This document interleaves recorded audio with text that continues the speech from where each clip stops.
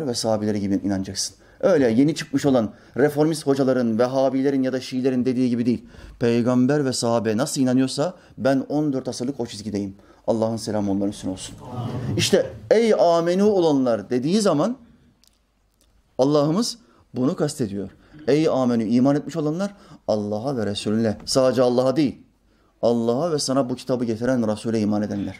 Bunun tamamını iman etmiş olacaksın. Peşinden Allah'ımız bir emirde bulunuyor. Âmenuttekullah, takva edin. Kur'an'da 250 tane geçen kelime, en çok geçen, zikirden bile daha çok takva kelimesi geçer. Namazdan bile daha çok bu kelime geçer. İttekullah, Allah'tan korkun. Âmenuttekullah, iman ettikten hemen sonra bizden istediği şey neymiş Allah'ımızın? Allah'tan korkun. Gıybet yapacağın zaman Allah'tan kork. Yalan söyleyeceğin zaman Allah'tan kork. Piyango bileti alıp yanındaki esnaf kardeşinin cebindeki parayı çalacağın zaman Allah'tan kork. Köşe başında arkadaşlarınla kadın kız muhabbeti yapacağın, geçen kadınları keseceğin zaman Allah'tan kork. Terk et o köşe başını. İttakullah, Allah'tan korkun. Bu korku olmazsa gerçek bir iman ehli olmamış oluyorsun. Sadece Müslümanlık dilinde kalıyor. Ben Müslümanım demiş oluyorsun. Ben tekvandocuyum diyen ama tek bir idmana bile gitmeyen bir adam gibi. Ben motor teknisyeniyim, araç motorlarından çok iyi anlarım diyen ama hiçbir eğitim almamış, hiçbir ustanın yanında gidip yağ bulanmamış bir adam gibi. Motor konusunda kitaplar okumuş ama hiçbir ustanın yanına gitmemiş. Eğitim almamış. O yağlara bulanacaksın kardeş. Yağ bulanmadıkça, o arabanın, motorun yağını üstüne atmadıkça, elbiselerin pislenmedikçe senden araç motoru uzmanı olmaz. Aynen bunun gibi ellerin, alnın, dizlerin, yani Muhammed Aleyhisselam'ın deyimiyle 7 kemiğin secdeye varacak. 7 kemik üzerine secde etmekle emrolundum. Hadis-i şeriftir.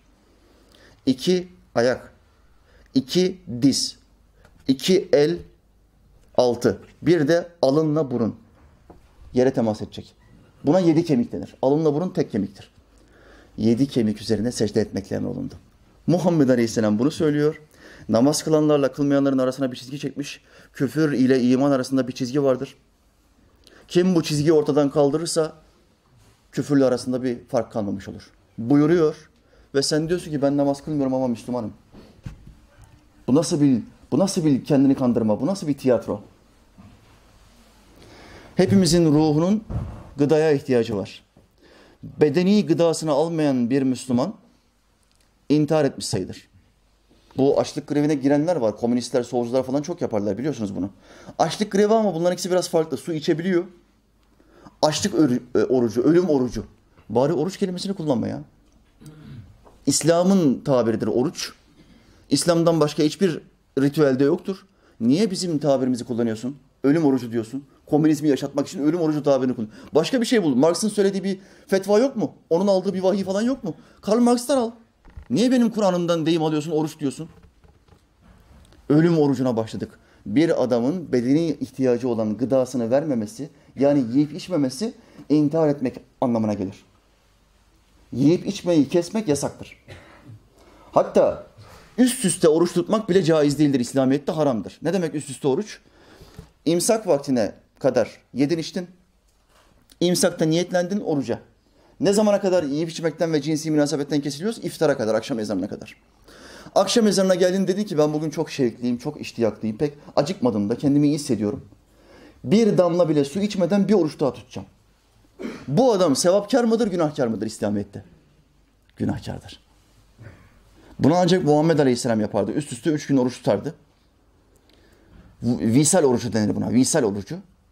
Sahabeler dediler ki biz de senin gibi tutmak istiyoruz. Hayır. Siz benim gibi tutmaya güç yetiremezsiniz ve helal değildir. Peki sen nasıl tutuyorsun ey Allah'ın Resulü? Beni melekler yediriyor. Muhammed Aleyhisselam'ın peygamberliğinin delillerinden bir tanesi ne? İşte budur. Normal bir adam, keyfine düşkün bir adam herkesten daha çok yer. Herkesten daha çok klas yemek yer. Ama Allah'ın peygamberi herkesten daha çok ibadet yapıyor. Herkesten daha az yiyor.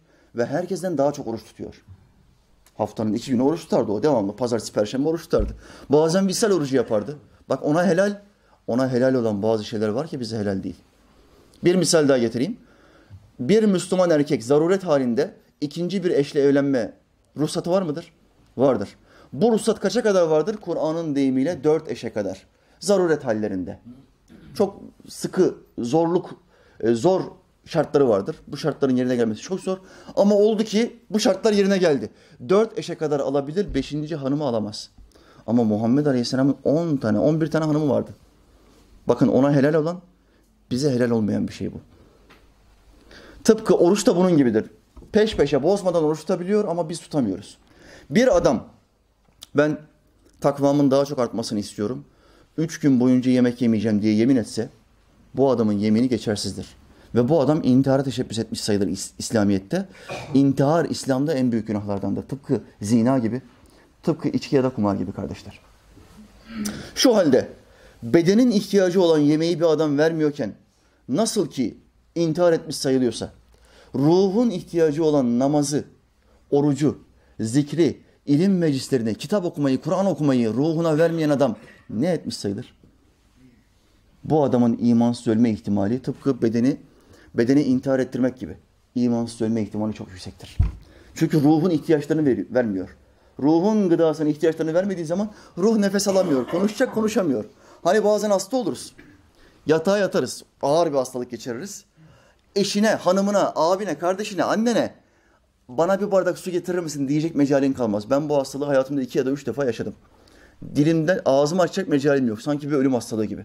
Bana bir bardak su getirin ya diyecek mecal yok. Ruh da hasta bırakılırsa, ruh güçsüz ve zayıf bırakılırsa, nefs kuvvetlendirilirse, ruh namaz kılman lazım diye sana nasihatte bile bulunamaz. Ağzını açamaz. Sen onun ağzını kapat. Ruh seni İslam'a davet eder. Ruh hastalanmaz. Ruh sadece üzeri örtülür. Pisliklerle üzeri örtülür, konuşması engellenir. Ruh asla arızalanmaz, hastalanmaz. Çünkü o Allah'tan gelendir. Şimdi bunu bir misalle açıklayacağım. Çok daha iyi anlayacaksın kardeşim. Bir el feneri düşün, el feneri. El feneri ne kadar ömrü vardır? Pili tutuncaya kadar ömrü vardır. Pili koydukça o çalışmaya devam eder. Bir el feneri düşünün. Ruh bu el feneri gibidir ama pile ihtiyacı yok. Çünkü Allah tarafından enerji onun tarafından verilmiştir. Ömür vadesi gelinceye kadar o ışık yanar devamlı. Sen de aldın bu el fenerinin üzerine yerden birkaç avuç çamur aldın. El fenerinin üzerini kapattın. Şunu diyebilir misin? Bu el feneri bozuldu. Çalışmıyor el feneri. Bak ışık vermesi lazım, çalışmıyor diyebilir misin? Diyemezsin. El feneri hala açık. Enerji veriyor ama sen el fenerinin ucunu, o camlı bölgeyi çamurla kapattın, ışığı kestin. Sen yaptın bunu. İşte verdiğim bu misaldeki çamur nefstir. O içindeki var ya hani Muhammed Aleyhisselam'ın hadislerinde geçen senin en büyük düşmanın 2 kaşın arasındaki nefsindir. Aha burası. Bu bizim en büyük düşmanımızdır. İmam Rabbani bundan bahsediyor. Bunu anlatıyor şimdi bize. Şimdi bu nefsi kuvvetlendirdiğin zaman ruhun ihtiyacı olan gıdayı, yiyeceği yani ibadeti ona vermediğin zaman ruh nefsin karşısında böyle olur. Peki abi.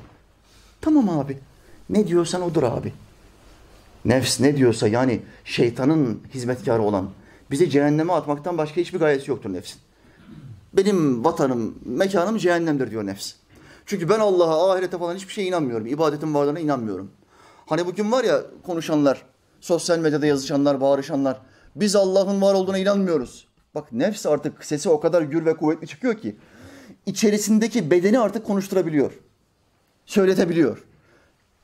Sahibi olduğu beden bile artık Allah'ın varlığını açık bir şekilde inkar edebiliyor. Müslümanların bile aklından, kalbinden bazen vesvese geçer. Şeytan söyler. Allah'ı kim yarattı?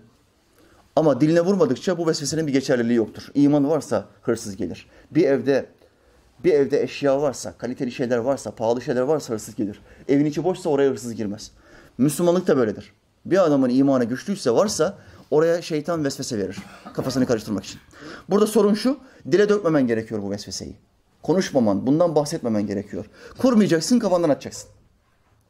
Ancak şeytan bazı bedenlerde, nefs bazı bedenlerde o kadar fazla kuvvetli olmuştur ki bırak kısık bir sesle bunu söylemeyi artık adam haykırıyor. Ne Allah'ı, ne ahireti, ne peygamberi, ne Kur'an'ı, boş şeyler bunlar, inanmıyoruz. Bak artık nefs bu adama tamamen tahakküm etmiş. İşte Allah en evvel imandan hemen sonra bizden ne istiyor?